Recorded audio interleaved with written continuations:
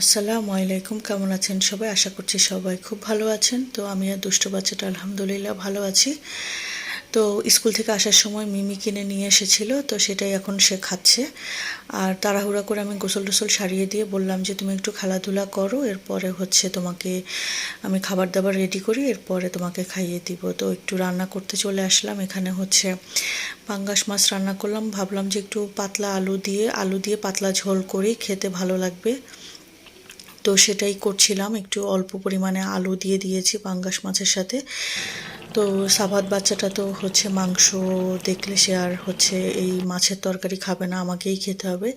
আজকে চলুন একটা রেসিপি শেয়ার করি। আমি এখানে নলিগুলোকে কিভাবে রান্না করি সেটাই আপনাদের সাথে শেয়ার করব। অনেকে তো পাতলা ঝোল করেন নলির, তবে আমি একটু ঘন ঝোল করি নলির আর কি। তো এখানে আমি নলিগুলোকে প্রথমে গরম পানিতে একটু পানি দিয়ে ফুটিয়ে নিয়েছি। সাথে পানিটা গরম হওয়ার আগে আমি একটু ভিনেগার অ্যাড করেছিলাম। এরপরে সেটাকে একটু সামান্য পরিমাণে ভাপ দিয়ে নিয়েছি। এরপরে সেই হাঁড়ি থেকে অন্য হাঁড়িতে নিয়েছি, অন্য ফ্রাই প্যানে যেটা রান্না করব সেখান থেকে আলাদা করে নিয়েছি আর পানিটা ফেলে দিয়েছি, কারণ অনেক সময় ছোট ছোট চুল থাকে, এই কারণে আমি এইভাবে করে নেই।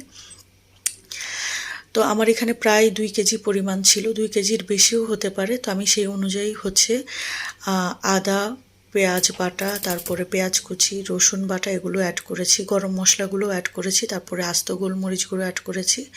সাথে আমি একটু জয়ত্রী ছিল সেটাও অ্যাড করেছি, আমার কাছে মনে হয় যে একটু স্মেল সুন্দর আসে।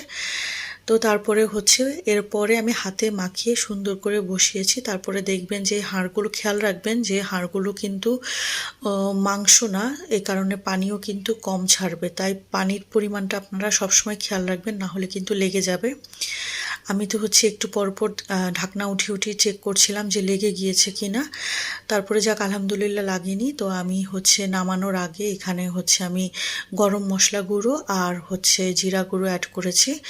আর এখানে একটা বাগার দিব। তো বাগারটা আমি পেঁয়াজ, একটু বেশি পরিমাণে পেঁয়াজ কুচি নিয়েছি, তার মধ্যে আস্ত মরিচ দিয়েছি, শুকনো মরিচ, আর সাথে আস্ত জিরার ফোড়ন দিব, এই জন্য আস্ত জিরা দিয়ে দিয়েছি। এরপরে এগুলোকে ভেজে সুন্দর করে আমি এখানে বাগার হিসেবে দিয়ে দিলাম। তবে জিরাটা কিন্তু অবশ্যই, যেসব নতুন রাঁধুনি আপুরা আছেন তারা খেয়াল করবেন, জিরাটা কিন্তু সবার শেষেই দিবেন, না হলে কিন্তু জিরাটা পুড়ে যেতে পারে।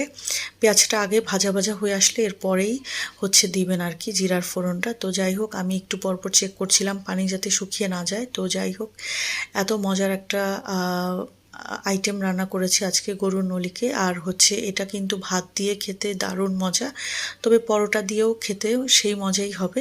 তো সাভাত তো খেয়ে বললো, মাম্মা এত মজার একটা রান্না করেছো। তো সন্ধ্যায় আবার আলুর চপ, বেগুনি আর সিঙ্গারা আনিয়ে নিয়েছিলাম, সাথে চাও আনিয়েছিলাম।